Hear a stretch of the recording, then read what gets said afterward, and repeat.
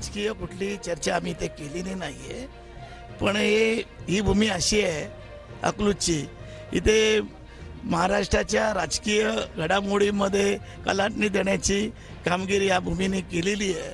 माझी अपेक्षा आहे याच्यापुढे ती व्हावी, एवढंच. मी याच्यापेक्षा जास्त काही बोलणार नाही. जागा मागितलेली होती, ती मागितलेलीच आहे ना, मागितलेली आहे. काही चर्चा नाही चर्चाच झाली नाही. मी एकटाच इथं असा आहे की ज्याने अगोदरच निर्णय घेतला आहे.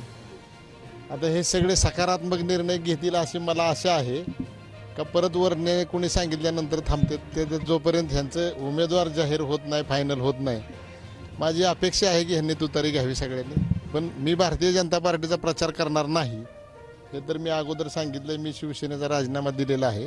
भारतीय जनता पार्टीच्या विरोधातला उमेदवार हा पवारसाहेबांचाच असणार. त्यांचं चिन्ह घ्यावं, त्यांनी धाडस करावं. न धाडस करण्यामुळे इथपर्यंत आलं आहे. आत्ता 2009ला जर माड्यात अपक्ष विजयसिंह मोहिते पाटील उभा राहिले असते तर राजकारणातलं चित्र हे वेगळं दिसलं असतं. प्रतिक्रिया राजकीयदृष्ट्या कुठल्याही झालेल्या नाहीत.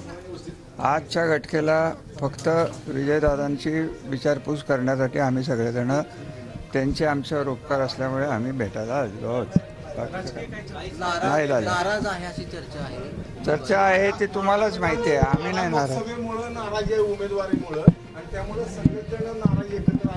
असं काही नाही आहे. आम्ही विजयदादांनी बोलवलं म्हणून आलेलो आहोत. चर्चा झालेली नाही. उमेदवारी मिळू देणार नाही. तो एक वेगळा भाग आहे, तो फलटणपुरता मर्यादित होता.